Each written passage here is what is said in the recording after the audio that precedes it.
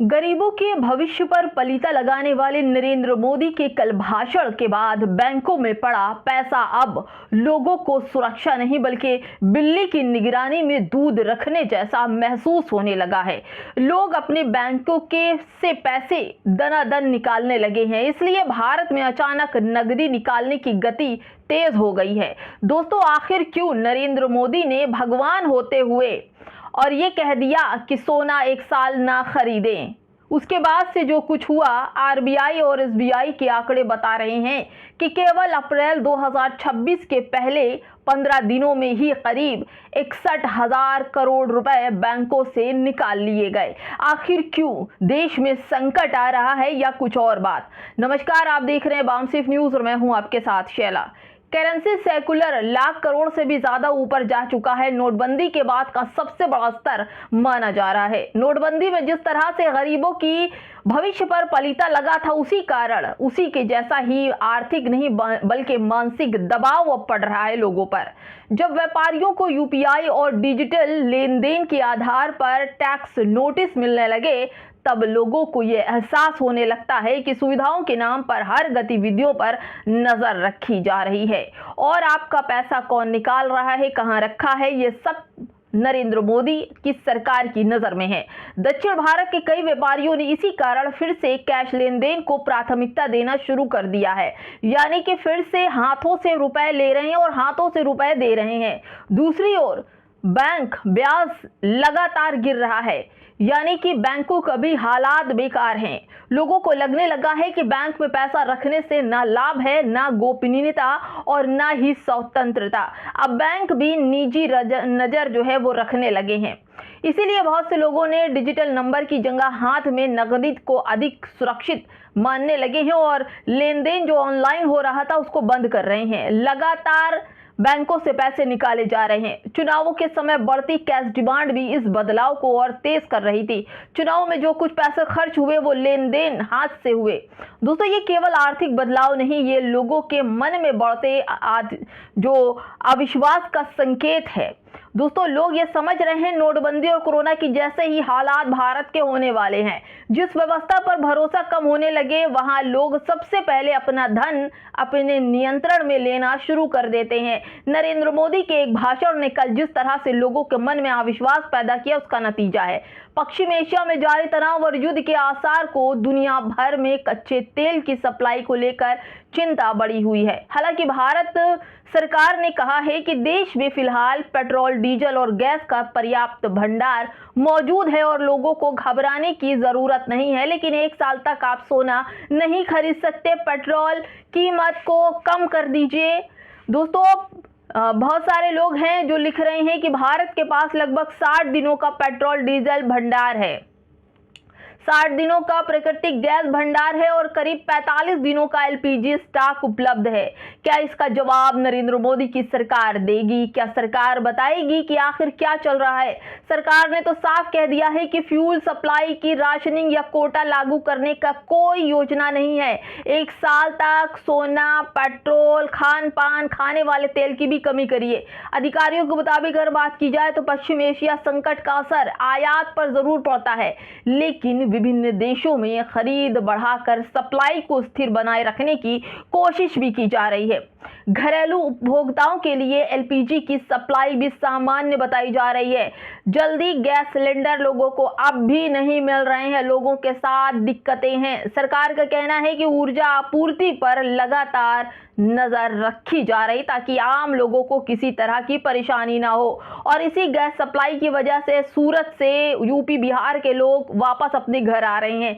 भारत के नापुंसक नेतृत्व के भीतर फादरलैंड और उसके अमेरिकी संरक्षक का भया जो इतना अधिक छा गया है कि देश हित को ठोकर मार दी जा रही है और लोगों से देश पर संकट बताते हुए डीजल, पेट्रोल और किसानों से उर्वरता का इस्तेमाल बहुत ही कम करने को कहा जा रहा है, यानी कि देश के हालात खराब होने वाले हैं। लेकिन रूस से टनों जो LNG लेकर भारत आने वाले जहाज को बीच समुद्र में ही मना कर दिया गया। दुनिया में ऐसा राष्ट्रवादी आपने देखा नहीं होगा जितना हमारे देश में चल रहा है।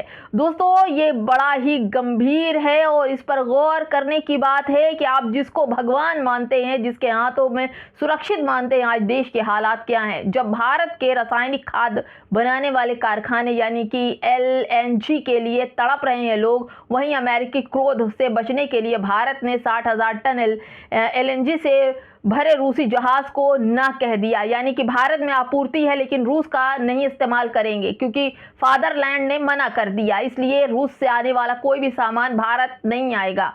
60,000 टन रूसी LNG से जा रहा एक जहाज पर सिंगापुर के पास बेघर घूम रहा है, यानी भारत का जहाज ही इधर उधर घूम रहा है। अप्रैल में रूस के बाल्टिक पोटावाया में बंदरगाह में कुनतुंग नाम का टैंकर भारत के दहेज LNG टर्मिनल की ओर रवाना हुआ, लेकिन भारतीय खरीदारों और टर्मिनल ऑपरेटरों ने इसे लेने से इनकार कर दिया। अमेरिका के सेक्रेटरी जो सेक्शन दूसरे स्तर के प्रतिबंध का जो खतरा था, इसलिए उन्होंने इस रिस्क को नहीं लिया और भारत ने इसको लेने से इनकार कर दिया। अब यह जहाज सिंगापुर के पास आकर अटका हुआ है, ना तो ये वापस जा पा रहा है और ना ये इसका सामान कोई भारत में ला रहा है। भारत ईरान युद्ध के दौरान भी रूसी तेल खरीदता रहा। ऊर्जा सुरक्षा का हवाला दिया गया। अमेरिका ने भी मार्च में 30 दिन की अस्थायी छूट दी थी भारत को कि आप जा करके ईरान से या फिर जहां से चाहें वहां से तेल ले सकते हैं। लेकिन LNG अलग है। यानी कि जनवरी में ट्रंप प्रशासन ने रूस की शैडो फ्लीट के 180 से ज़्यादा जहाज जो थे व्यापारियों और आर्टिक यानी कि LNG-2 से जुड़े लोगों पर प्रतिबंध लगा दिए थे। लेकिन अभी अमेरिका ने साफ चेतावनी दी है कि कोई भी विदेशी बैंक या कंपनी अगर इन प्रतिबंधित रूसी LNG से डील करेगी तो उस पर भी एक्शन लगा सकते हैं। इसलिए सिंगापुर में भारत से सामान भारत नहीं ले रहा, उससे वो सिंगापुर के समुद्र में टहल रहा है। भारत के बैंक और टर्मिनल ऑपरेटरों ने सोचा और फैसला लिया कि सस्ता कार्गो लेने से बेहतर है कि अमेरिका के सेक्शन के नियमों का पालन किया जाए। जबकि ये जहाज सस्ते में दे रहा था सामान, लेकिन नहीं लिया गया। फादरलैंड ने मना कर दिया था कि अगर कोई इससे जब लेगा तो हम इस पर एक्शन करेंगे। मोदी जी ने ईंधन बचाओ और विदेशी मुद्रा बचाओ का आह्वान कर रहे हैं, उसी समय यह घटना हुई है। दोस्तों सोचिए, जो चीजें हमें सस्ते में मिल रही है और फादरलैंड के कहने पर हम भारत में नहीं ला रहे हैं। दुनिया की ऊर्जा व्यवस्था पर सेक्शन की लाइनों में बढ़ रही है और हम फादरलैंड के कहने पर चल रहे हैं। भारत की दुर्दशा ये देखिए कि एक साल सोना नहीं खरीद सकते, आपका मंगलसूत्र नहीं पहना सकते। जिन देशों को ऊर्जा की जरूरत है उन्हें चुनना पड़ रहा है कि वो कौन सा खतरा उठा सकते हैं और कौन सा नहीं। मोदी सरकार ने स्पष्ट कर दिया है कि वह अमेरिका के सामने खड़ी ही नहीं हो सकती, भले ही उसकी अर्थव्यवस्था क्यों ना बैठ जाए। यानी कि अमेरिका ने जो कहा है उस पर ही नरेंद्र मोदी की सरकार खड़ी है। दोस्तों फ्यूल मना किए जा रहे हैं, पेट्रोल इस्तेमाल करने के लिए मना किया जा रहा है, लेकिन मोदी जी अपनी रैलियों से बाज नहीं आ रहे हैं। सोमनाथ पहुंचे नरेंद्र मोदी और करीब 15 मिनट तक एरोबैटिक प्रदर्शन किया। अगर सिर्फ ईंधन, एविएशन, टरबाइन जो फ्यूल है उसका मोटा अनुमान लगाइए कि 15 मिनट तक जो जहाज जेट प्रदर्शन कर रहे थे, क्या वो बिना पेट्रोल के चल रहे थे? ये सब कुछ नरेंद्र मोदी को सोचना चाहिए। रैलियों में देखने वाले जो जहाज से जो लोग आए थे, गाड़ियों में जो सांसद मंत्री आए थे, वो उन पर भी प्रतिबंध लगना चाहिए था। लेकिन नरेंद्र मोदी की सरकार ने सिर्फ एक भाषण में आम जनता को ये बोल दिया कि आप पेट्रोल का इस्तेमाल ना करिए, आप खाने के तेल का इस्तेमाल मत करिए, आप ट्रेनों का इस्तेमाल कीजिए, मेट्रो का इस्तेमाल कीजिए और तो और दोस्तों वर्क फ्रॉम होम कीजिए। मजदूर वर्क फ्रॉम होम कैसे करेंगे? सोने के व्यापारियों को कितना बड़ा नुकसान होने वाला है दोस्तों। और तो सोचिए किस कदर प्रधानमंत्री नरेंद्र मोदी को भारत की जनता मानती है, समझती है। अगर नरेंद्र मोदी नहीं होते तो देश के क्या हालात होते, और अब जो हालात बने हैं उसको देशवासियों को सोचना पड़ेगा। दोस्तों अगर 10 मई 2026 को पूरे दौरे का मोटा व्यवहारिक अनुमान लगाया जाए, यानी कि दिल्ली, हैदराबाद, तेलंगाना विमान यात्रा नरेंद्र मोदी की देखी जाए, हैदराबाद, जामनगर, गुजरात विमान यात्रा देखी जाए और उन सब का आंकड़ा लगाया जाए और देखा जाए कि किस तरह से जो वहां पर सांसद मंत्री रैलियों की जो फौज खड़ी हुई, लाइनें लगी पेट्रोल और डीजल के कारों की, थारों की, तो आप ये सोचिए किस कदर फ्यूल खर्च हुए। लेकिन जैसे ही चुनाव खत्म हुए वैसे ही फ्यूल की किल्लत पड़ गई। नरेंद्र मोदी की सरकार आकर बोलने लगी कि आप लोग इस्तेमाल कम कीजिए। लेकिन दोस्तों, नरेंद्र मोदी जब भी आते हैं कुछ न कुछ ऐसा बोल कर जाते हैं कि लोगों के दिमाग में ये चलने लगता है कुछ तो बड़ा होने वाला है। फिलहाल दोस्तों, इस वीडियो में इतना ही। क्या बड़ा होने वाला है कमेंट में हमें जरूर बताइएगा कि आखिर नरेंद्र मोदी को सामने आकर लोगों से ये क्यों कहना पड़ा कि 1 साल के लिए सोना ना खरीदिए, पेट्रोल डीजल और खाने वाले तेलों की इस्तेमाल कम कर दीजिए। अगर आपको पता हो क्यों कहा तो कमेंट में जरूर बताइए। नमस्कार।